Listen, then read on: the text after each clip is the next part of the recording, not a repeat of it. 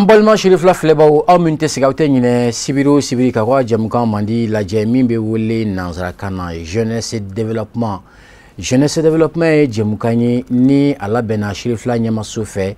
ka se ka sigi mali sifinakaw tɔla cogo min na o de kadira kɔnɔna na sibiri o sibiri an sifinaka dɔw bɛ ɲɔgɔn sɔrɔ a bɛ se ka kɛ studio kɔnɔna ye walima a bɛ se ka kɛ ayiwa télé yɛrɛ kɔfɛla ye ni o ye sifinaka minnu bɛ yen ni u y'an wele an bɛ se ka wuli ka se u ma f'u sigiyɔrɔ la ka taa u ka cakɛdaw ka taa baarada sigi ka taa jamukan sigi yen nɔ ka se ka kuma u ka cakɛdaw ka cogo min na degun ni gɛlɛya minnu sɔrɔla ani ɲɛta min sɔrɔla u ka ca ninnu kɔnɔna na u bɛ o ɲɛfɔ an ɲɛna nka bi an kanu ka jamukan in sigi shirifla yɛrɛ studio kɔnɔna na ni o bɛ Moribabugu la an ye wele bila an sifiɲɔgɔn fila ma ni minnu bɛna jɛ ka jamukan in kɔnɔ kuma ɲɛfɔ aw ɲɛna ayiwa nka jamukan in bɛna boli kɛrɛnkɛrɛnnela min kan o de ye kɛnɛya bonankun ye ni o ye an ka sanfɛ kalanso minnu bɛ yen nɔ ayiwa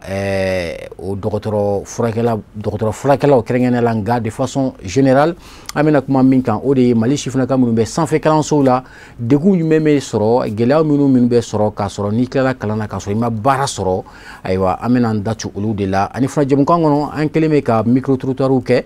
o ja ninnu bɛ yira u la aw ka hakilina ye minnu ye aw bɛ ka hakilina fɔ o fana kan ayiwa maa fila minnu b'an bolokɔrɔ plateau kan bi maa fɔlɔ o ye Nabi Ibrahim Makan Jakite ye ayiwa jɛkulu min bɛ yen nɔ walasa n bɛ se k'a fɔ sifinakaw ka jɛkulu min bɛ yen ni a bɛ furakɛlaw fara ɲɔgɔn kan ni o ye coordination nationale des thésards du Mali ale ye olu ka coordinateur ye ni Ala sɔnna ma an n'ale bɛna jɛ ka ayiwa minute heure kelen bɔ ɲɔgɔn kɔ ka se ka hakili falen kɛ ayiwa u ka gɛlɛyaw u bɛ ka gɛlɛya minnu sɔrɔ u ka baarada ko ninnu na ayiwa fo ka taa se sanfɛ kalanso la kɛrɛnkɛrɛnnenya la kɛnɛya bonankun kan wa gɛlɛya minnu fana bɛ sɔrɔ yen nɔ ni Ala sɔnna ma u bɛna u datu bɛɛ lajɛlen na ka dɔɔni ɲɛfɔ an ye maa filanan ale ye an balimakɛ Madu Kone jɛkulu in kɔnɔ ale ye kunnafoni so sira ale kunnafoni dila n bɛ se k'a fɔ kunnafoni sira fɛ ale ye o maa ye ni Ala sɔnna ma fana bɛ na hakilinata fɔ an ye ni Ala sɔnna ma a bɛ se ka caman faamu an ka babu in na cogo min na babu o de ye le casse-tête des étudiants maliens après leur cursus scolaire ni o ye kalan tɛmɛnen kɔfɛ gɛlɛya minnu bɛ sɔrɔ yanni ka se ka caw sɔrɔ ni Ala sɔnna ma an bɛna da tu o bɛɛ la min b'a to a bɛ se ka caman faamu cogo min na an balima minnu bɛ k'an filɛ nin waati la Guinée jamana kan Côte d'Ivoire jamana kan Burkina fo ka taa se Sénégal jamana ani Mauritanie an b'aw bɛɛ fo sabula sibiri o sibiri jamukanw tɛ fɔ aw caman kɔ an b'aw fo dan tɛ foli min na sisan an bɛna don jamukan kɔnɔ maa fɔlɔ an bɛna kuma d'ale ma ni ale y'an balimakɛ Nabi Ibrahim Makan Jakite ko salamu alaikum. Wa alaikum salam wa rahmatullahi. An bɛ se k'a fɔ docteur alors pour le moment an bɛ a fɔ k'i i bisimila an ka jamukan kɔnɔna na ni o ye jeunesse développement ye. Ko baasi t'i la. Baasi tɛ yen nɔ. Ayiwa i nana an ka wele jaabi a diyara n ye babu min ni n bɔra k'a fɔ jamukan daminɛ la ni Ala sɔnna ma n bɛna n da to babu in kɔnɔ kumaw la min b'a to minnu bɛ k'an filɛ u bɛ se ka caman faamu a la cogo min na monsieur Kone Madu kodi baasi t'i la. Assalamu alaikum. Alaikum salam. Kunnafoni di sira kan e ye bureau ma ye n b'a dɔn i fana bɛna kuma caman f'an ye fɛn bɛ tali kɛ ayiwa aw ka bureau in kɔnɔna degun minnu sɔrɔla kɔnɔ ani fana aw b'a la ka se ka gɛlɛya minnu sɔrɔ aw ka baara hukumu kɔnɔna na ni Ala sɔnna ma i bɛna ta don o bɛɛ la ka se ka caman f'an ye kunnafoni di sira kan inshallah n y'a fɔ cogo min na jamukan ni ale ye minute 20 sɔrɔ an bɛ micro trottoir ja fɔlɔ an b'o yira u la o kɔfɛ jamukan ni ale ye minute 40 sɔrɔ an bɛ micro trottoir ja filananw fana yira u la min b'a to aw ka se ka hakilina caman faamu a la ko kan cogo min na an bɛna kuma di e ma rapidement ka se ka jamukan ka a bisimila rapidement ayiwa monsieur Jakite n bɛ se k'a fɔ an ɲɛna aw nakun kɛra jumɛn ye an ka kumaso kɔnɔ yan nɔ bi. Merci beaucoup. An ka foli bi an lamɛnbaa jɛkulu bɛɛ lajɛlen. C'est ça. An ka foli bi Sherifla téléso yɛrɛ parce que mɔgɔ min bɛ se ka i bisimila pour que i ka na k'a fɔ gɛlɛya min bɛ ka o tigi bi i ka ɲɛta de fɛ. C'est clair. Bi in na ni sifinnakaw mago bɛ fɛn na o ye kodɔn mɔgɔ u mago bi surtout u ka dɛmɛ pour que u ka se ka taa ɲɛ. C'est clair. Parce que jamana n'a y'a ta jamana o jamana n'i y'a ye a bɛ bɔ nɔgɔ la jamana ka ɲɛta bi sifinnakaw de ka ɲɛta bolo. C'est clair. Mais ni sifinnakaw yɛrɛ ta la ka ɲɛta sɔrɔ a ka gɛlɛn jamana ka se ka bɔ nɔgɔ la kosɛbɛ. Vraiment an nakun ye o de ye mais comme il y a fait comme en fana il y a couloir n'a vu fait coordination nationale des thésards du Mali thésards du Mali comme déjà mon chamambando docteur Sola ni ou va faire à interne parce que docteur Sola il va finir jema mon chamana mais beka barati kelen do be no olu kabara yi furakeli do tay lajali do tay olu bi joli ko ke do tay olu bi pikiri ke beka beni kabara do c'est ça mais tezari mais mogom tara école de médecine ke santan fla ko fe imana école de médecine ke oui sans cheki sans wolon fla sans cheki parce que sans wolon fla ibo ke faculté de médecine na sans wolon fla na ere ikanga gafe do de yini ale gafe obina fo ibita nyini nike fendoka na ija ibita muso jingini sola ou bien na ija ibita comment dire médecine générale là ou bien ibita gastro là c'est ça pour que kata fendo nyini ka famu qui spécialisé parce que ibla kuni kata ka don nyini ni bike chukumi on vous envoie pour apprendre comment faire la recherche donc au gafe ni nanano de o de dima pour que ka diplôme ta ka dima ko a ibise ka doctorat baraka sisa mais yoni ko ke opta soro itemena service bef kelen pour que ka se ka doni chama soro ikase ka jamana nafa donc sans wolon fly yoni ka classe sans wolon fly na ibiteme doctorat sos ikanga teme docteur so yoro befe sans folo sans flana nu ibo luke pour que ka joluke do joliko dike joliko ani pigiri parce que ni pigiri kela de sera pigiri la e mu docteur de kanga naka joli srata de donc ibo dike folo sans flana nu uba blakata akata alsa doni ni ukacha ibita service ukacha pour ka se ka don a nindebe no sémiologie olu munde bana ere abi manifester chokodi donc ibe abi blow service là donc na boro lubela iba amana se classe laban na 600 abita to yoro kelene la ka ka tezi la ben o gafe inde bi ke ka ila souteni donc anga jekulu jumaye docteur demseni fin febe parce que fin kele mani doctorat che o gafe inde donc docteur Demsen fin febe no nubi Mali kono o jekulu amala ko de représenter mais a docteur Demsen nu akacha la gele achama mbana comme ya fa chugumi kuma kono na amanda de lula ko lunya ko doni ni ala sonama merci bien pour tous ces détails je crois que Aouminoube Kanflé Djamoukan jeunesse et développement Aoubalako Ode Ladjani Watila Chérif La Djabran s'en fait monsieur connaît Amena Koumadi Emma ko Djakulu Mindo abe Mali Chifnaka Bede représenté Krengreniala Minunga Barabe Boli Kena Bonakunkan Anna Soro Umado Atia Kono Kosobe alors Kunafondi Serakan Aouka Djakulu am se ka mun famu a cawla kɛrɛnkɛrɛnnenya degun jumɛn bɛ sɔrɔ aw ka cɛn kɔnɔna na kunnafoni sira kan ni aw tɛ ka se ka o ɲɛ sɔrɔ kosɛbɛ ka se ka o kunnafoni ka a véhiculer ka a ɲɛsin maliden bɛɛ lajɛlen ma. D'accord, alhamdulillah, an bɛ Chérifla TV ɲɛmaayaso fo a Chérifla baarakɛlaw bɛɛ fo ka an ka sababu ɲuman yɛrɛ fo min kɛla sababu ye ka nin ko in bɛɛ sigi sen kan n'o ye Seyid Chérif Soumana Dara ye an ka foli b'a ye bolo yan. Voilà. Comme il y a fo chugumna jakuli ya fo chugumna jakuli mbe docteur demsenu de fara ɲɔgɔn kan ni ko docteur demsenu minnu kilala doctorat kalana n'u bɛ t'u ka thèse ta voilà a bɛ fuli ma ko thèsaru voilà n'an bɛ wele ko interne caman fɛ parce que caman b'o de dɔn sinon Mali kɔnɔ interne tɛ yen bilen voilà bon jakuli kɔnɔna na gɛlɛya caman bɛ yen nɔ gɛlɛya caman bɛ yen comme tagalen ɲɛfɛ an da bɛ don a gɛlɛya caman na ani kɛrɛnkɛrɛnnen la Mali jeunesse kunda yɛrɛ an ka jakulu damate problème bɛ Mali jeunesse bɛɛ kun kan i n'a fɔ surtout les étudiants minnu kilala ni baarako gɛlɛyalen don problème bɛ bɛɛ ka fan mais anw bɛ an ta de dɔn kosɛbɛ an bɛ se k'an da don o la kosɛbɛ voilà donc an nana ka wele jaabi voilà parce que an ɲɛ b'a la a bɛ Mali jeunesse de olu a b'olu ka bɔ nɔgɔ la a b'o de ko fɔ voilà donc kunnafonidiya sira kan i n'a fɔ i y'a fɔ cogo min na gɛlɛya caman bɛ yen nɔ ala ka dan kunnafoni lase ko cogoya parce que an ye jɛkulu ye kumada bɛrɛ t'an bolo donc ni émission na ɲɔgɔnnaw de sababu ala an bɛ se ka kɛ sababu ye ka bɔda sɔrɔ ka an ka cikanw lase ci minnu b'an bolo fɔyɔrɔ t'an na ni n'a ɲɔgɔnnaw tɛ voilà donc an b'aw fo kosɛbɛ ka wele lafa. Très bien. Merci. Alors, est-ce que de façon générale, qu'on a fondi Serakan, Djekoulouni, Bibina, Epsikamoune Foigné, et Aouka Bara Dakunkan, n'a soro peut-être que Dona Timinona, qu'on a fondi Serakan, Abituka Baraminu, pour que Moko Kaseko Fana don, et Dona Nato Fana là, et Barabolo Mufana Bolo, c'est important parce que qu'on a fondi Sera, fin Feniba, qui va d'amener qu'on a fondi Sera là. Bon, justement, Djekouloun Konana, Niko Kunafon Disera. Ambe Djekouloun qui activité minunke, be bara minunke, ama essayer kulila jense. Pour que Malien do monsieur Kabo Kalamachogmena. Bon, anga baroko na anga bara fanfolo rejime. Lala sa docteur Demsenou, munbe ka tesita, kulu faranyonka, kwasika nyongodo. Femi djenonga ko sinzi unyonche. Voilà, ka bien la nature unyonche. Donc wote menon ko fe. Ka fana ngo munu bandala. Na fo san degu munu mandala ko anga hake wala fasa. Wala o kuna fona diku nyuma. Voilà, ou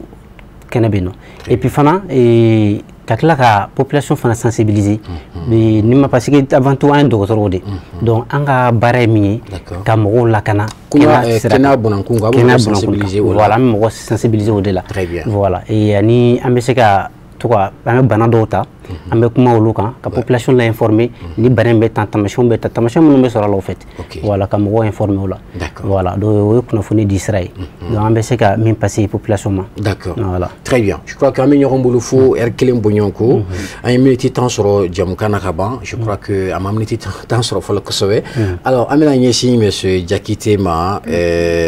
c'est important aujourd'hui de le savoir parce que baraina ni bala fanka don krengenela barin abe bara model mina ngo jamukan kono ni ala sona mana emeti bisa soro amna datu babu flana ni o ye krengenela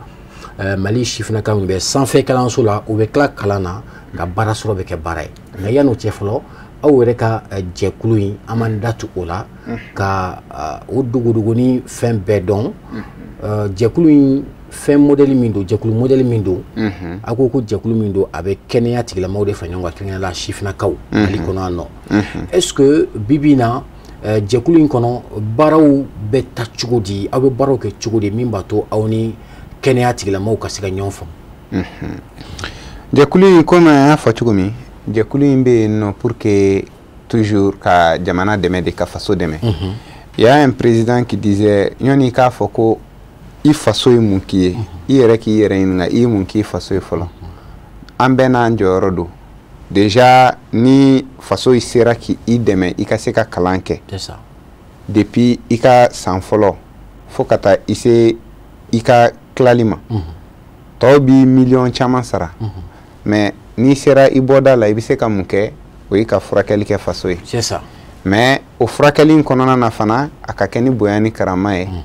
parce que nya amba ke chukumi jamana to fana bala ka ketento mais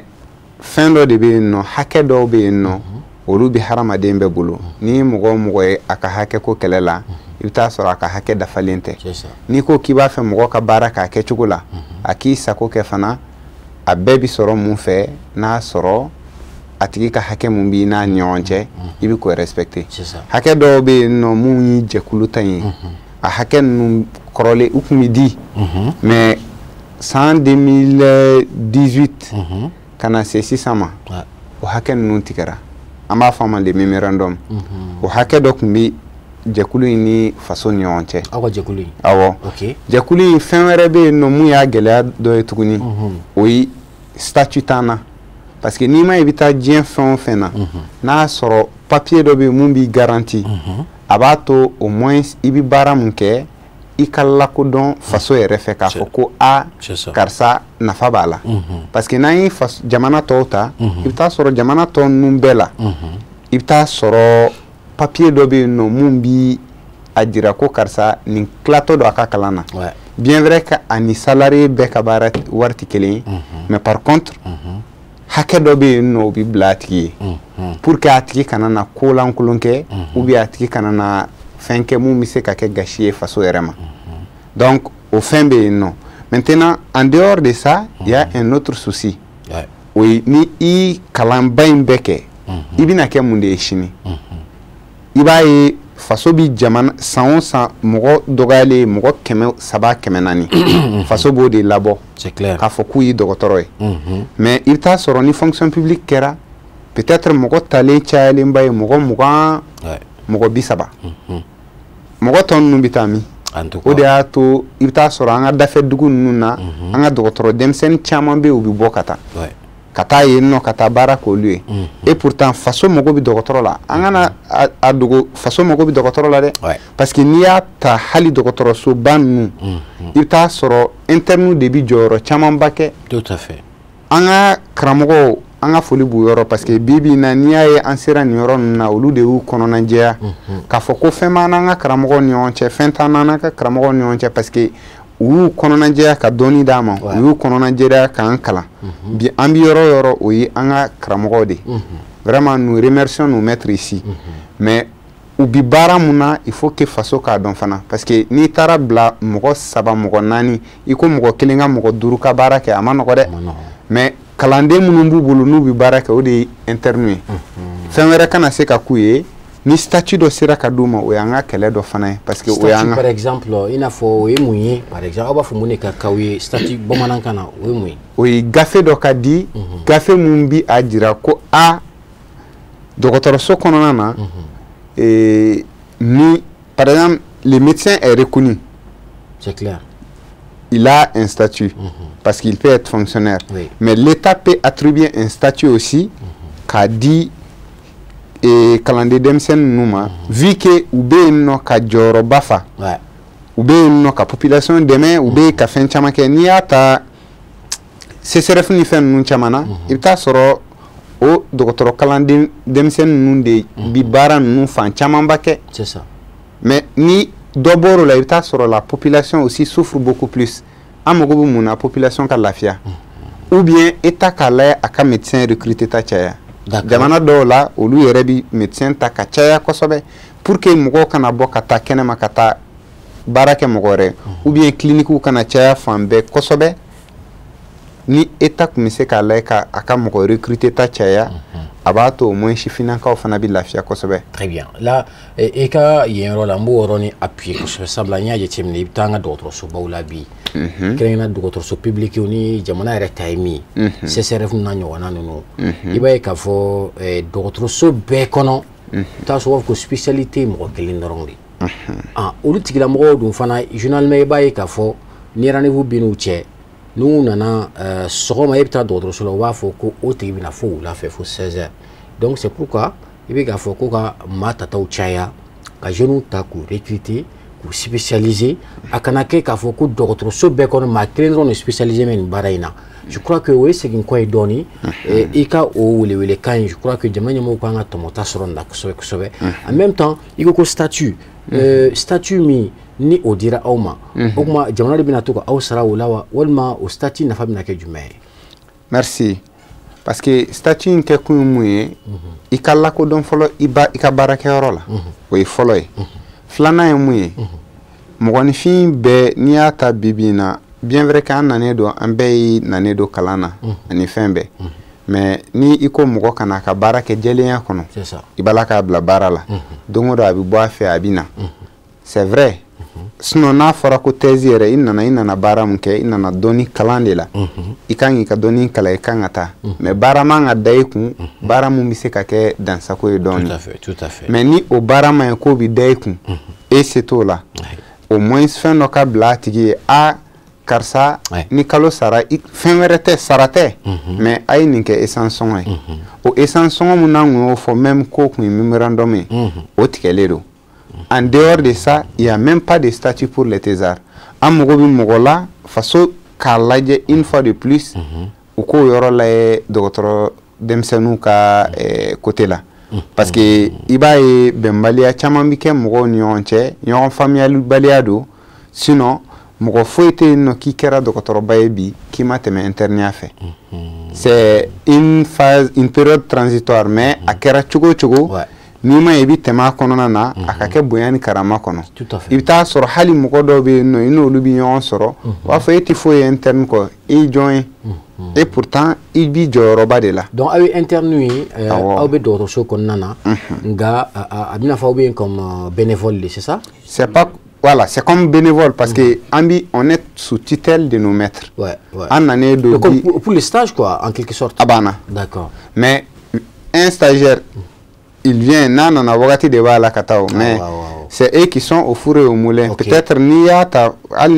ni mogota keme sarala. Ou va fier à joindre les, ou va fier à interne les. Mais comme déjà blues diamant mana kadoko. Mumba don ni docteur ni fin fait stagiaire. Voilà, on va faire docteur. D'accord. Mais il faut savoir déjà où ils sont déjà docteurs. Oui. Mais oui, ils sont doctorants.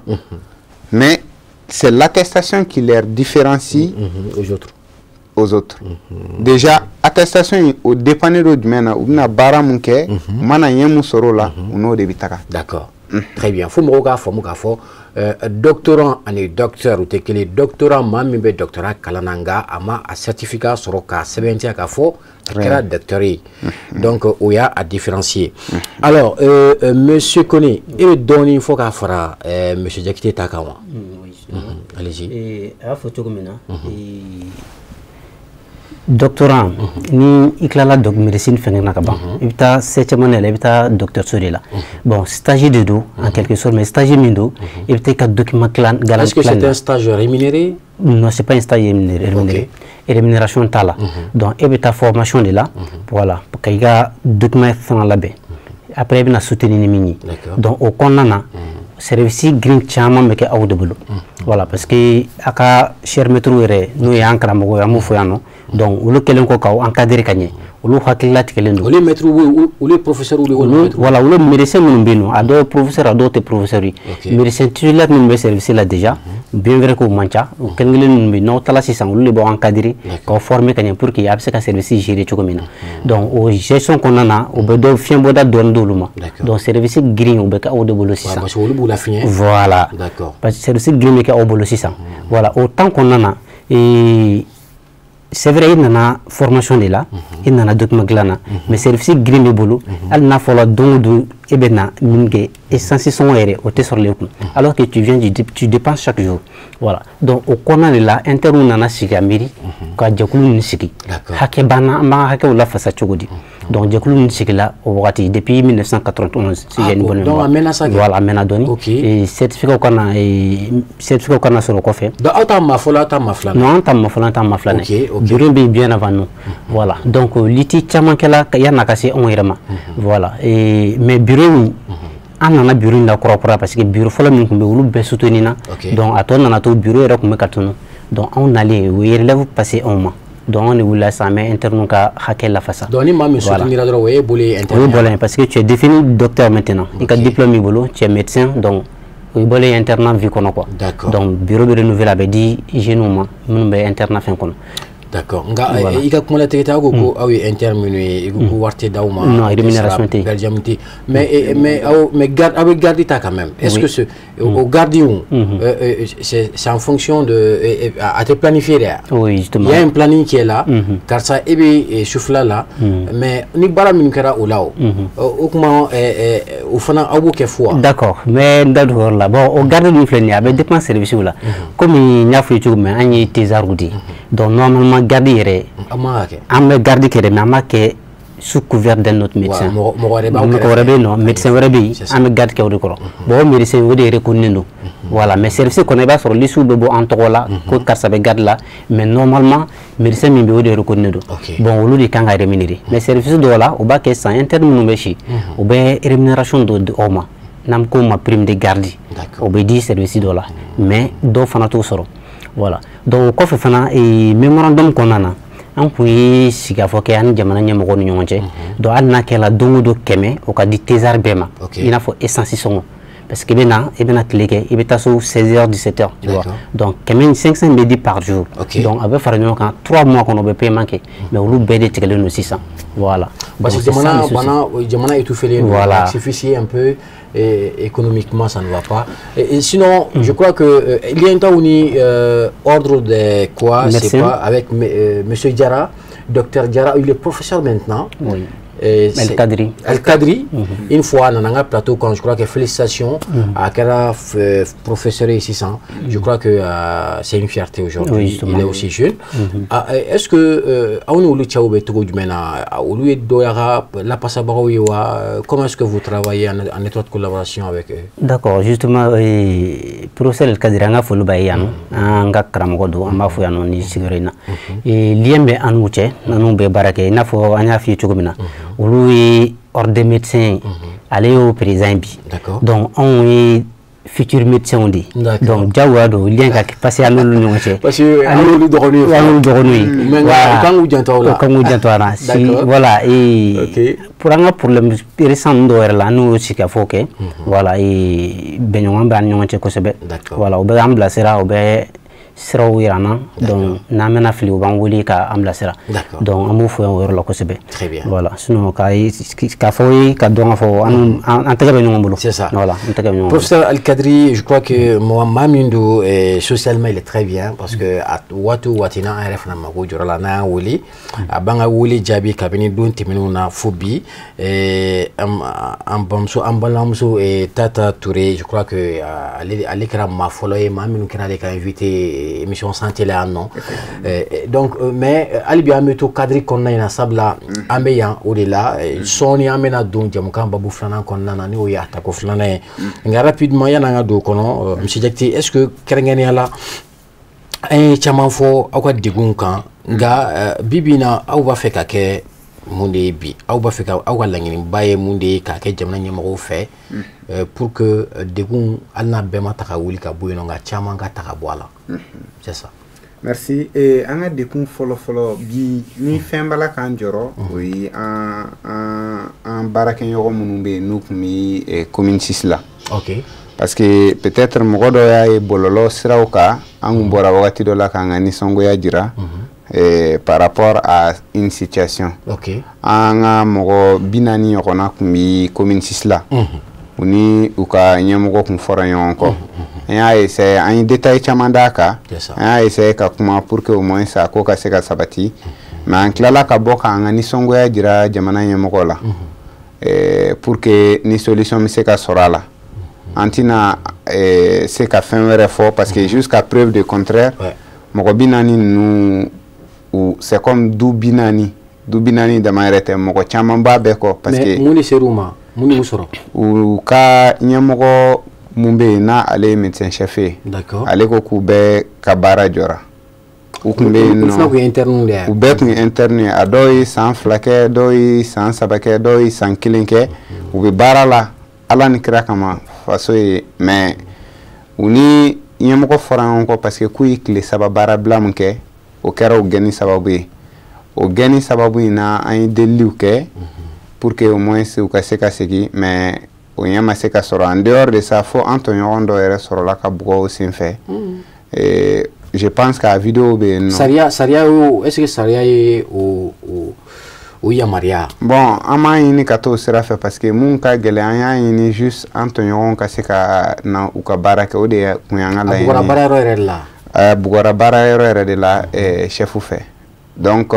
au kera au acti ere a digirana ko sobe parce que sharia bulu ka amatano yi. Amatani sharia bulu parce que anya yini aka gérer dans l'amiable. D'accord. Parce que ni mogoni I karamogoya ni kalandeya ni onche bien vrai ka atalaka kalanka ere bolo amna fo fani baya quoi voilà mais atika kalanka bolo et puis atika tezka bolo foi mais ko kunjume ato asena na centre là parce que ku ibara joke OK donc aller de centre tigi ni ikon bora kaba imanga sekitukuni donc aka obugoli sorolo senfe mais au chima ke bashi amoni ayini ka ko gérer dans l'amiable mais amase kan yana bon aya fanga sans fait kalanso yemoko fana olu fana ya essayer ka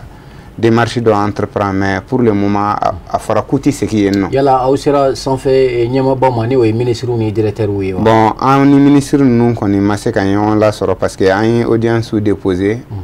on espère que dans les jours à venir ubina na wele pour que angase ou ka se ka solution sera kola parce que nous fin fait flé en tas de chine ou na kemwe wa chamambe no dematigu do wa dobe no uka faso uka kabila jigi de buka n'a fɔra k'i sigilen don k'e kan ka gafe sɔrɔ n'i gɛnna ka bɔ yen i bɛ wagati dɔ de kɛ pour k'i ka baara sɔrɔ a caman fana ko k'u taara k'u bɛ taa yɔrɔ wɛrɛ o yɔrɔ wɛrɛ mɔgɔw ma sɔn o la ko parce que k'u gɛnna ka bɔ yan fɛ. Donc je crois que n'i y'a faamu nin b'i n'a fɔ ɲɛngili i ɲɛngira waati ɲɛngili fana waati ko de b'a la. Wagati tɛ dɛ donc ni ɲɛngina pewu k'a fɔ k'u tɛ segin fiyewu k'u gɛnna ka bɔ au centre la k'u tɛ to yen. Oh mais au centre kelen tɛ Mali kɔnɔ. Awɔ donc sisan an b'a la ka ɲɛɲini de kɛ u bɛ se ka taa centre wɛrɛ tɔw la sinon u gɛnna ka bɔ centre. Donc ça veut dire que n'i ye nin faamu a bɛna fɔ jamana ɲɛmɔgɔ yɛrɛ bɛ ninnu ka ɲɛngini kalama sa kɛ. Parce que n'a fɔra fɔ ɲɛngili papier tɛ se ka bɔ wa centre kelen na k'a fɔ ko jamana ɲɛmɔgɔ yɛrɛ t'a kalama. U b'a kalama parce que ni an y'a ta c'est par ordre hiérarchique a kɛra u ye papier dɔ bɔ k'a jira ko a cira ka taa direction régionale de la santé la donc on espère que olu b'a lase ministère ma ministère fana à son tour va remonter l'information. Donc ce n'est pas une suspension, c'est une sanction, c'est ça? C'est une exclusion directe. Exclusion. Ou bien exclu la. Mais pour vous, c'est arbitraire ou bien c'est logique? Bon, c'est pas arbitraire parce que ou Begena Farako ils sont plus membres de ces structures. Ou Yachi ou Klala Katanya Fanga sans faire Kalanso Mokoe. Donc, à Kotora Tento, à Ko Koni à Edusku,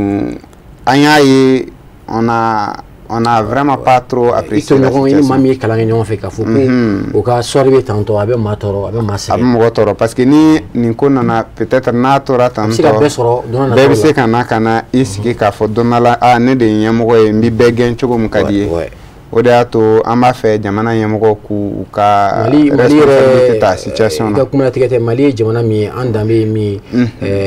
Delhi wa futugo na ko ni Delhi ma fen ban est-ce que fin wɛrɛ bɛ n'o ban an dun b'a dɔn Mali jamana kɔnɔ ayiwa hinɛ min bɛ maliyɛn dusukun na je crois que a kɛra cogo o cogo ni maa dɔw da donna ko in na a ko kan ka nɔgɔya kosɛbɛ kosɛbɛ an b'o ɲini jamana ɲɛmɔgɔw fɛ ni maa minnu ni u ɲɛginnen don u k'u bolo u ka sigi kɔ an bolo b'an kɔ vraiment ka se ka ayiwa u ka se ka baara kɛ cogo min na ka se k'u ka dɛmɛw balo je crois que Sénégal kuma tigɛ tɛ dɛ delili kɔni an y'o kɛ cogoya bɛɛ la parce que an yɛrɛ ye delili kɛ an ta kɔfɛ an ye dugutigi mun bi quartier yɛrɛ la an y'o bila ka delili kɛ an ye imamu bila ka delili kɛ donc ne hakili la o kɔni kun kan ka peut-être wasakɛ pour que a ko ka ɲɛnabɔ o yɛrɛ de y'a to parce que an ye ko bɛɛ kɛ on sait que au Mali tout est quelque chose de social. Aw ka jɛkulu in a reconnu tɛ jamana fɛ déjà wa baarabila fana ye droit dɔ de ye effectivement ni droit don je crois que o fana man ka kɛ ni fɛn wɛrɛ ma kɛ a kɔnɔna na interne kɔnɔna na ni gɛlɛya wɛrɛ tɛ yen je crois que baarabila man ka kɛ fɛn wɛrɛ ko bɛ kɛ ɲankili banbali ye ko a tɛ ban fana je crois que Mali jamana kɔnɔ an bɛ sariya jamana de kɔnɔ o fana man ka kɛ wa jamana ɲɛmɔgɔw fana tulo banna u ka se ka nin ta fɛɛrɛ la cogo min na ka se ka nin ko in k'a datugu ni Ala sɔnna a ma an fana ka welekan bɛ se yɔrɔ an bɛ welekanw kɛ min b'a to wa solution bɛ se ka sɔrɔ gɛlɛya in na cogo min na ayiwa n y'a fɔ cogo min na jamukan an bɛ ka an sɛnsɛn ka se ale ayiwa cɛmancɛ la micro trottoir fila b'an bolo micro trottoir fɔlɔ an bɛna o jaw yira u la ni o bɛ tali kɛ kɛrɛnkɛrɛnnenya la Mali sanfɛ kalanso an caman bɛ yen an bɛ tila kalan na ka se ka san caman kɛ an ma se ka baara sɔrɔ ayiwa o gɛlɛya ninnu an donna dugu kɔnɔna na ka se ka da sumusumuni kɛ an sifiɲɔgɔn dɔw ɲininka dɔw ko u tilala hali bi u ma baara sɔrɔ dɔw ko ayiwa olu yɛrɛ ye baara in bila u tilala kalan na u ye kalan bila ka sabu kɛ u ɲɛ b'a la kalan hali ni kalan na i tɛna se ka baara sɔrɔ parce que olu ils sont déjà pessimistes an bɛ o ja fɔlɔ lajɛ juste après ni Ala sɔnna an bɛ ɲɔgɔn sɔrɔ plateau kan. San kɔni yɛrɛ i ka jateminɛ ka ni san caman baden kɛ kalan na a jateminɛ depuis prémané fo kana se terminal la san 10 dɔɔni i b'o kalan kɛ bon n'a fɔra sisan nɔ i b'o o baara yɛrɛ tɛ ka sɔrɔ sisan nɔ sisan yɛrɛ an b'o ekɔli kɛ yɛrɛ waati dɔw yɛrɛ bɛ ekɔli kɛ u mago ka kɛ diplôme na ka taga sɔrɔsiya dɔrɔn de kɛ tellement que baara yɛrɛ tɛ jamana in kɔnɔna la sisan nɔ i yɛrɛ t'a dɔn min bɛna kɛ cogo o cogo ma an kɔni n'u kɔni b'a lajɛ u ka ko dɔw sigi sen kan an kalankɛlaw pour que an bɛ se ka baara dɔ ɲini k'a sɔrɔ sinon a ma nɔgɔ dɛ et puis yɛrɛ i b'a jateminɛ yɛrɛ an minnu bɛ kalan kɛ bon a bɛ se ka kɛ k'an to ekɔli la an kun bɛ ekɔli kɛ dɔ bɛ olu kun tɛ don kilasi kɔnɔ yɛrɛ olu ban kalan ma mais bi bi in na an n'an ka diplôme ni fɛn bɛɛ an n'olu de bɛ tila ka taa sigi gɛrɛgɛrɛ la ka tila ka tɛ wuli tuguni o k'o bɛɛ jateminɛ a lajɛ a tɛ faamuya o bon n'a fɔra e ka nin sɛgɛn baden kɛ kalan na bon minnu ma kalan kɛ yɛrɛ bon e n'olu sigilen bɛ gɛrɛ la tuguni a bɛ tila ka te kelen min tuguni i b'a dɔn kɔni o kɔni na kɔni ça ne va pas o kɔni o yɔrɔ ninnu na kɔni a jateminɛ tiɲɛ yɛrɛ la kɔni nin dugu b'an ka yɛrɛ yɛrɛ de y'a ma dugu b'an ka yɛrɛ yɛrɛ de. Ne ye kalan kɛ ne taara professionnel de la bon ne ye prémané kɛ ka deuxième année ne ka prémané kɛ ka deuxième année kapu la bon ne y'a bila kapuru la parce que ne yɛrɛ ɲɛ b'a la i bɛ ka kalan kɛ i bɛ ka si bɛ ka taga bon min bɛ i ye kalan kɛ fana ne ye bolo olu bɛ cogo min na tuguni quoi ne olu la bon n ko tiɲɛ yɛrɛ yɛrɛ la kɔni n ko ne ɲɛ bɛ ninnu na cogo min na ne se ka nin tɔ continuer tantɔ bon i si de bɛ ka taga tuguni bon n'a fɔra i k'a jateminɛ e ba jigi b'i kan i fa jigi b'i kan halisa e cɛkɔrɔba e bɛ ka kɔrɔbaya halisa i bɛ ekɔli la tuguni wa u ti ka wari sɔrɔ foyi t'a la fana i bɛ tila la tuguni k'i tɛ tila k'o baara kelen sɔrɔ e yɛrɛ k'a jateminɛ bon o yɔrɔ la kama bon an fana ne sigi ka miiri bon ne ye ekɔli bila o canal fɛ quoi e bɛ weleweleda min lase jamana kɔnɔdenw ma bon u k'a lajɛ bon entreprise ka kɛrɛ ka caya pour que caman ka bɔ kow la quoi wa entreprise ni fɛnw kɛrɛ gouvernement yɛrɛ k'a lajɛ ani jamana ba a bɛ se ka to gouvernement fana bolo quoi jamana kɔnɔdenw ninnu minnu bɛ n tɛna fɔ n bɛna mɔgɔ tɔgɔ fɔ minnu bɛ wari tiɲɛw na wari bɛ minnu u k'a lajɛ hali u ka entreprise kɛrɛ an jeunes ninnu pour que an ka se ka bɔ nin gɛlɛya ninnu kɔnɔna la quoi bon ani minnu fana bɛ yen nɔ bon n'u taara ka se ka baara sɔrɔ u kana taa ko wɛrɛ kɛ u k'a lajɛ u ka olu bila ka ko wɛrɛ ɲɛɲini quoi jɛlɛnkan ni fɛn ninnu na quoi u k'olu dabila quoi. Ne tɔgɔ Sara Balo ne ye kalan kɛ ne danna bagi niveau de la min ye ne da bagi la parce que n ma se ka bagi sɔrɔ ne ye san 3 de k'a nɔfɛ ne ka année épuisera ne ye baara ɲini ne yɛrɛ ka papier filɛ n bolo n bɛ ka taa n ka dépôt kɛ polisiya de la n bɛ baara ɲini na baara tɛ ka sɔrɔ n ye n ka papier ladon yɔrɔ caman ma baara sɔrɔ mais sisan concours lanceli n bɛ ka n ka diplôme déposé o la quoi n y'a don polisi ani gardien la o fila de ka di n ye a fila la ni n sera ka min sɔrɔ a fila la jama ɲɛmɔgɔ n'u yɛrɛ m'an lajɛ ten tɔ de n'a fɔra an ye kalan kɛ an tɛ ka baara sɔrɔ n'a fɔra diplôme yɛrɛ tɛ ka sɔrɔ an ye kelen min sɔrɔ fɛnɛ an tɛ k'o baara fɛnɛ sɔrɔ u ka entreprise dɔw dayɛlɛ an ka se ka dɔgɔ an yɛrɛ ye dɔrɔn. Voilà, donc je crois que ça c'était justement le premier micro-trottoir. Aureo jatemine déjà. Aywa, u chama yuka hakilina taufo do ereku ale koni bora kalana sabla.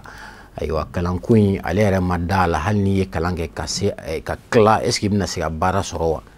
Aywa ale fana klala ale kalan josera la. Aywa ambalamuso do fana ale koni tararo jandoni sabla ale be bagi niveau la nga ala ma garjero bagi la en même temps afana moto kasiki amasonga so effectivement a willa avec bara nyingini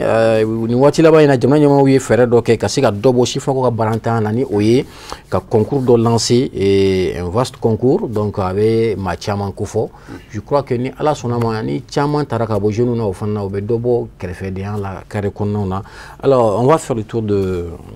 table rapidement. Alors monsieur Koné encore ka jamnu flé et mon fo la kringena la mim se ga to chiffre na gamu be nuklela kalana kasika bara soro tiliara dogoku wartiku chamambe uga warute do aywa semena ko la fo aywa bon c'est pas regardez justement comment il faut j'ai rejoint son idée et jamane kono bay do ba foko sebe ko law olu jatilente olu te encourager mais domaine do be ni jatemine olu ma do ga mateme et sebe sere mini malende ka warte tawfe ma chamana malen wartigu le kodo ma wulu dake na kan yesu manu ni sigore nanu e jamana mako be feminuna o ye ka entreprise créer ka bara ka chake dok chama créer pour que jamana dum bebe se ka bulu doro sor chugomina pour que ka dobo chômage la oh mais ni chake dok makri fo ka ke to wari do ko ro la na fante minuna mi nya ke bi wa banebi chimie sigitala donc c'est quelque chose qui n'encourage pas vraiment qu'il faut éviter voilà donc amé o nyefo en jamana sitiku yisi don memni voilà ko haklito yorani na ko sebe voilà femme kalanko ta fanfelay voilà et c'est vrai ni wakati là-bas na kalanko beka gelea sabula chama ko niveau te demsenuna mais na jatemine ka fofana encadrer fana est-ce que fien donne tout le côté fana voilà c'est important de souligner ce côté aussi donc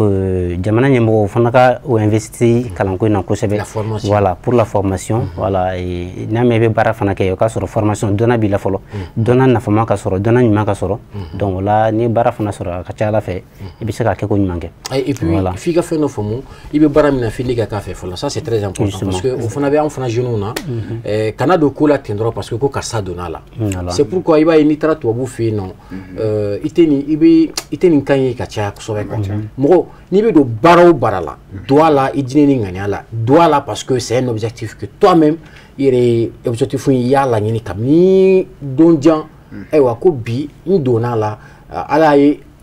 ala nyanga di mabi na faw mais kana do la ko parce que et donna la ni donna la parce que ne fana be do la parce que warbe sera là je crois que vous fana be kanje voilà il y a un manque de leadership également et manque de cohérence. Effectivement. Donc il faut naga amsega munefo alibi si funaka uminu be kalana do kala kananga alibi barama soro c'est vrai défaut bananga défaut ba funa be jamna nyemo la kuma eche yoni nga kuma be ka côté reka folo ko ni mai bi kuma fenka folo kuma reka duka c'est ça voilà et ni yata folo école de médecine na ya fi chukumi ni yata 100 environ docteur Demsen mumi bo docteur Demsen bi ta fo keme saba keme nanna o fin fe bi bo abe bi bo ka blatento wa o bi se ka ke docteur so dronta fan fe munun tay no lu tay joli bara ani fura fere pharmacie ta soro lu fana mo ko bi se ka ta fo keme nikola ni o ta san kono o lu be bi bo ka bara ko c'est pas garanti c'est ça olu bɛ to chômage là et pourtant faso yi war caman ba de doula pour k'u ka se ka kɛni après u bɛna tila ka mun kɛ u bɛ laban chômage de la o chômage bi dɔw de bila u bɛna clinique dayɛlɛ donc en dehors de ça dɔw bɛ to yen nɔ u ti baara fosi kɛ dɔw yɛrɛ bɛ yen nɔ u bɛ médecine yɛrɛ cadre ou bien u bɛ pharmacie cadre to yen ou bien u bɛ université mun yɛrɛ kɛ u b'o bɛɛ to yen tewu u bɛ tila ka taa suku kono ka taa feere kɛ parce que u b'a fɔ ko n ka teli ka kɛ fɛn ye o la ka tɛmɛ n bala ka baara min kɛ parce que ni n ko n bɛ wari sɔrɔ o la diyagosa peut-être n bɛna sonyɛni kɛ ou bien n bɛna bin mɔgɔw kan et pourtant o fɛn tɛ ko ɲɛnamaba ye donc an bɛ mun fɔ faso ye de trouver un moyen de mettre une unité d'innovation en place sifinnaka minnu bɛ yen ni hakilila b'u la pour que ka se ka faso layiriwa k'a layɛ hali ni doni bula déjà kaban ni wartu bolo ka nafolo do boka bla pour la recherche c'est important abse ka ka be mais une fois anga yemogo do kun balaka fa ko war bolé te ka bla mumbi recherche ka malila ado akuma ay mirioro dien parce que façon muni aba fait ka bonokola il faut que fondo de ka bla uniquement pour la recherche scientifique c'est important parce que plus ni recherche ou bike iba moko bu yere bla u ba donc ka fo ni fembe mbulo femu mbise ka na fasi jamana ma mi encourager siraka ita soro munu be nu dessin bâtiment ke iba u fana ka le femu mbise ka moderniser chokomi parce que ni pays tota u ka développer chokodi iba moko damado de bibla kata fendo nyeni mu ni faso denw yɛrɛ bɛɛ t'a dɔn o bɛ tila ka na ka mɔgɔ caman kalan na a b'a to an bɛ kɔfɛ fɛn san dabila ni mali ka fɛn kɔfɛ fɛn san jateminɛ a ka ca ni fɛn mun bɛ san an fɛ yen ka taa kɔ kan an bɛ fɛn minnu caman ta ka dun munna gouvernement t'a layɛ de trouver un moyen d'envoyer des gens qui sont dans ce domaine en question pour que ka taa o fɛn ɲɛɲini kana ka an fɛ n'a bayɛlɛmana yɛrɛ fɛ a b'a to baara bɛ caya sifinnaka caman bɛ u bɛ bɔ chômage la et puis d'inculquer dans la tête des jeunes l'esprit d'entrepreneuriat ne bɛ se ka baara kɛ n yɛrɛ ye cogo di pour que n ka kɛ fɛn ye parce que n'i y'i sigi k'a bɛɛ ka kɛ faso ta ye an b'a dɔn faso bibi na gouvernement bala ka seko ke fɛn caman na dɛ. Tout à fait. Ils sont vraiment à féliciter, ils sont à remercier. Mais an fana sifinnakaw an kana an sigi k'a fɔ ko fɛn bɛɛ bannen ka d'an ma. Il faut k'an ka wuli ka an bɔ an cogoya la. An ka lajɛ an ka wɔsi dɔɔni pour que ka ko dɔw ɲɛɲini. Tout à fait. Certes c'est pas du tout facile mais an bɛɛ tɛmɛna sira caman fɛ dɛ. Ni vacances kun dira des fois au lieu k'i ka taa to so i somɔgɔw kɔrɔ i ti foyi kɛ. Bɛɛ b'a kalama baaramisɛnninw bɛ kɛ kɛrɛfɛ yen nɔ. Minnu t'i yɛrɛ ka baara ye mais vu que baara t'i bolo i bɛ se ka taa mansɔnkɔrɔ baara ninnu dɔ kɛ tuma dɔ la dɔw hakili la ko peut-être olu ka fisa o ma mais i bɛ se k'o kɛ o ka fisa don o don i ka to du kɔnɔ i bɛ dumuni kɛ i tɛ foyi ladon mais n'e y'o kɛ hali ni 100 ni 200 sɔrɔ ni nana ni kɛmɛ fila di so i b'a ye i lajɛ cogo bɛ yɛlɛma dɔɔni. Tout à fait. Donc il faut k'an ka bɔ don o don an bɛ si k'an sigi gɛrɛn na dugu bɛ jɛ i bɛ tile bɛɛ kɛ sunɔgɔ la nafaba t'o la. C'est ça. Certes il y a une part de l'État, l'État doit créer des emplois, mais État ka fanba kɛra fɔlɔ jumɛn o ye k'an former. Mais a kan ka infrastructure ni baara cakɛda wɛrɛw yɛlɛ minnu bɛ se ka to an bɛ baara kɛ. Mais anw fana jeunesse il faut qu'on exprime vraiment qu'on veut travailler. C'est ça. Il faut qu'on monte cet instinct. Ouais. Mais le gouvernement a service d'innovation de créer, chacun, que jeunesse pousser que chacun écrit des projets pour l'apporter. Mais est-ce que tu as une peine à PJ ni fait nous mais bon, est-ce que peut-être est-ce que c'est élargi, est-ce que c'est bien élargi? Bon, je pense pas que la jeunesse arrive à avoir accès trop à ça parce que Tchamambe outil a bénéficié sur. Si tu prends le nombre de chômage. Voilà. Bon, je me dis ça. Ouais, relation. Le monde c'est devenu comme ça. Ouais, c'est compliqué. Et pourtant, on souhaiterait qu'au parti de Kabouala, quiconque, si tu as déjà des talents, ni nana ika talent exposé, qu'il n'y ait pas de barrière entre toi et celui qui doit t'aider à évoluer. Anga jamana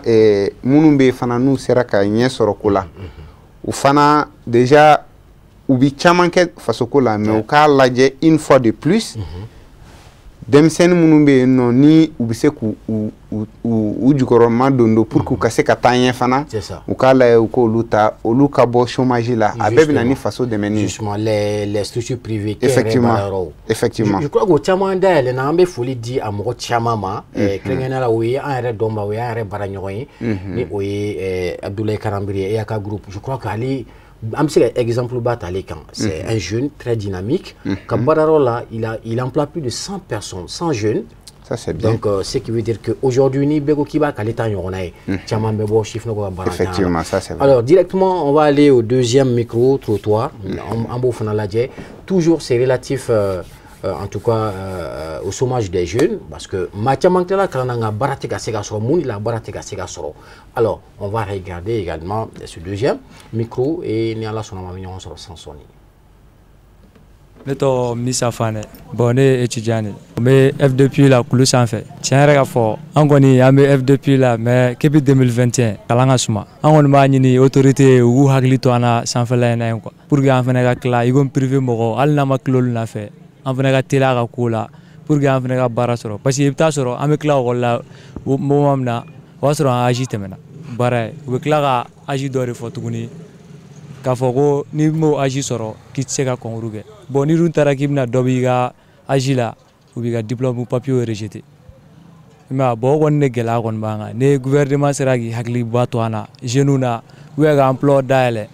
pour gal na klala kalona angala sega jo ne bagi soro 2021 bon me permané la alsa parce kuma chama meta gerevula ne gon mimi fo jamanati nyana ni jamana dumbe yana aye kalanya ante ga bara soro tiere la ni nega wele kanu ni ubesega mali fama ubesega andeme tugumina an woni aye kalanya diplôme bambulu anti ga bara soro ni gon mimi fo jamana tigi yana na besega an jeune fara an bogotigi no na besega an bela jelindeme ne klala kala na be san fla nyona bo tiga bara soro ne refle mbora miriere di kono sa me fega tini ke kwa mbora nga papier do ere di no fessa bara ta di gunyere di ba an kambi ate sega fo ere ni ngoko ma fa sega fo ere ga ba ne gon mimi fo bogotigi no nyana ni bara te ga soro mechio anga métier ke ne rebe salon la mais santé ni kongru fene damne ni fleme ga taganga dossier la doula me barage salon la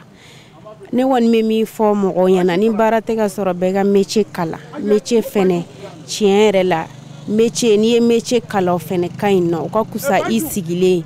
be ga wuli ga doke. Voilà, donc vous avez déjà constaté avec nous ces images, bon, ces images parlent déjà, ces images parlent d'elles-mêmes. Il y a un jeune garçon, il a eu le bac depuis 2021 jusqu'à présent, quand il est première année là. Donc l'école ne bouge pas, le système éducatif est trop malade. Alors, en bas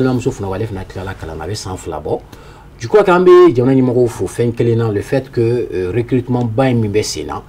parce que folo denmisɛnninw tun tɛ ten fɛ nka bibi na n'a fɔ n'i taara polisiso daw la bi ani mairie daw la bi hali sira sɔrɔli ka tɛmɛ baara don ni ala sɔnna ma don natɔ la an bɛna jɛmukan sigi o fana kan sabula nin bɛ kɛ sababu ye ka ŋɔni bɔ ayiwa denbaw fana caman sen na sabula ni denmisɛnninw taara k'u bila tenni na ka ca ala fɛ nasɔngɔninw ayiwa ani muso furu wariw olu n'a sɔrɔ facilement. Alors est-ce que vous avez peut-être une lecture à faire pour juste une minute? On va faire le tour également. Ok, justement, voilà comment il faut. Kéré la femme est kalankoyi, cycle kajan. Au problème famba, il va sur, il va baki sur. Classique quel on a quand même que anina n'est pas 2 ans, 3 ans cola. C'est ça. Voilà, c'est un sérieux problème aussi. Et même un milieu universitaire qu'on a. C'est ça. Donc il faut que le gouvernement a quelque chose à la cause. Voilà. Et au terme qu'on fait. Femi crénal sa barakota bekla kalna barateno donc au problème mi ambola kamin fo ça revient toujours à la même chose baraketa de ti anikla la tafan de ti donc faut que baro de kakri baro kiri la san tafon mesoro voilà et c'est ce que j'ai à dire sur ce nouveau. D'accord, rapidement on va vous revenir sous peu. Alors est-ce que vous avez un mot à ajouter rapidement à ce que nous venons de regarder? Déjà, Marouya a befo kaba parce que Nia a flak a fait mon info. Effectivement, que ce soit les hommes, que ce soit les femmes, et n'a soro shiko mise ka boala parce que shiko mi mo ko chaman pénalisé. C'est ça. Mo ka hakli ja chukoya tikeli, mo ka kalan kanu chukoya tikeli. Do erebe ta soro shiko kama salaire pénalise. Mais ni façon comme c'est ka au moins sport d'ouverture ndo kuye au kapsa. Il t'a soro au bip saya mo chama ma barakuta fanfela la ma sisiga fombe shila tukuri katinina na lemfa voilà mais abi femu fana ande me femu na fana oui ka dobo vagabond la parce que ni ay hali kasara chamani ko chamami ke fen kono faso kono 600 parce que alsa chakeda de ti demsenu bulokake ni bado shini kanga wili kata bara doke abato moins sibida kasnoko itina ta fo kibita dota drakala. Tout à fait. Donc ce sont ces mots que nous avons à l'endroit de l'État de revoir aussi le système parce que on fait non on t'a connu c'est bien organisé parce que on a sans fait calan sur la médecine ni pharmacie ou lu konita au sera ka organisé et ti san chaman ke classe kelena mais il a fait badala bugu école so nuna peut-être ani kabala mais ti fem où est mana ikana kuma fen ka ti fem ndo ko sobe mais yenno système modulaire do kanga soro lu fana bolo mumba voilà donc lu ka système aba dobe ou ba fokubi san flake classe kelena a connecté en fait à la coaching donc à manoko au frère nga boya ko sula to ka sika dimsunga ya kalan mais néanmoins on a la ini muye anga shifina kalan shifi kalan de munumbe no an kala ini dona natao anga na kan sigi ka akuma info très bien parce que je pense que de kumumbo lu yereka olu munumba yorola anga la ini olu kana u yereku ka de kun chokoya fo c'est important c'est important on dit que l'eau pure sort dans la bouche du poisson tout à fait olu yere de be olu bi se ka fen chaman fo c'est ça mais ne bi se ka mun fanta la o ya on fait ce sont des témoins oculaires d'ailleurs. Merci. Alors monsieur Kone rapidement je sais que j'aime quand tu minute tandroin au ka barala ay fen chaman fo aywa chiffre na ko nga barantan la nga vous principalement est-ce que réalisation baw krawka chain fewa au ka jekulin fewa et mon ne bulu dalembe au faire rapidement. D'accord. Aywa justement anga jekulin konana ay projet d'amener réalisé voilà nous une journée de salubrité pour organiser dans les différentes structures. D'accord. Voilà donc commune 5 non avec le soutien de bon ça avec le soutien de l'administration bien sûr. D'accord. Voilà, l'administration financière voilà l'administration financière soutien financier de l'administration du district. Voilà on a structure maintenant donc administration loubé en demain voilà on a kala ka forno sanga dama ni fengo pour que amese ka structure la kana bien vrai mo obe a barakama mais enfana anga bara do fana mi ka bana kele itaka bana kele ni ma sanala sabati donc il faut que ama investi au côté fanana pour que ka anga structure la sanya voilà donc au projet dans on lu ke garateme le projet chama be minu mambulu nous journée de donner sans oui donc lu be programme kono maintenant madina bi ma bena dado projet futur là rapidement jëm kan to minute nani alors monsieur Jakite Nabi peut-être amba ke telia e bi ka kuma laban be tugola mi klara monsieur Koneka kuma laban da mara problème ta là donc je pense que ni ami projet ta projet fare re folo mais amba fait ka ñogondan do ke anga docteur so ben ñoche an re mago bi sponsoring na mo munu mi se kan deme nu bi se kan deme pour que ka se ka alsa doni roi pour que au moins doni ka se ka chari alsa docteur dem sa nu ñoche parce que ñogondan mina ke amina docteur so beta ou bina kana ñogondan ke amina prix do luma o ko fe ni ay gele ya kelin fo ka sora ma gele ya do info u ba fo ko ay nenu ko bibi na école de médecine kalandin foité ka bi soutenir sans que ika war bota dogale ka se wa muga wa bisabama et tu mo fo parce que salle de soutenance no mumbi école de médecine ni pharmacie tokola salle de pratique non ami salle non salle tu loué mais ami chaise de loué ami micro de loué ami décoration ni fond de ke donc au fin on m'a fait ni jamana yemgo peut-être ni hal ni baraka chauma anga société civile mo munu be no quelqu'un de bonne volonté n'a c'est quand demain amoko bi salle pratique là ani salle de soutenance salle de pratique au be amoko de on m'a fait salle muna bi c'est salle de pratique en même temps salle de soutenance makoyen parce que salle de pratique au moins si on a un attaque en même temps de mokoka bien vrai que abu fo nya bi fo de mais ni mannequin ni salle de pratique bambolo au moins chamambe ou fin chamandon ka soro imata yi de mokoka donc au salu am mokobola anga foli bi an lamɛ ba jɛkulu bɛɛ lajɛlen yɔrɔ la an ka foli bɛ an ka karamɔgɔ yɔrɔ la parce que bibi na ni an ye ka se ni niveau na olu ka dɛmɛ don an ka foli bi tezar bɛɛ yɔrɔ la parce que olu de ye danaya d'an kan k'a fɔ k'an k'u dɛmɛ ni ala sɔnna an bɛ se ka an ka ci lase yɔrɔ yɔrɔ an b'a lase yen nɔ an ka foli bi Cherifla TV fana ye an ka foli bi an ka karamɔgɔba yɛrɛ Cherif Ousmane Madana Aidara vraiment merci beaucoup merci pour l'invitation. Très bien, merci beaucoup monsieur Jakite. Rapidement, comment l'avant? Ok, alhamdulillah, mais à la même fou, car télé n'y so fou, Alsa, et car sponsor ou befo, voilà, fin que la sauvé car demain de Jemé can fenna, on a fait le boupela gelé, voilà, et à photo maintenant, on a jekulu te do recommande nunca hakia fa la face le corps, donc amo la face et chocolat, faut katasi en seconde de matériel là quoi au fait voilà donc kuma jangorati non a folie là c'est télé masuma ni la même bon voilà ni anga kramo ke voilà anga folie ba ran ko c'est très bien voilà ni wati la Seyd Cherif Ousmane Madane Haidara abe American jamana kan ni ala sonama anyabana ni wati la ambafu ko ala ka segini anyumayi ni ne be dansiki awka bi jamukana jamukami ni dabora mali shifna ka kama Eric Lembo Nyonko ananga mawulile flaw ay hakilna falen fale fembe talike mali shifna kaw munu be sanfé kalanso la degu nu be soro kalanso nuna ani ni kalan bana degu nu be soro yani baro ka soro ayan datu o flala ay fana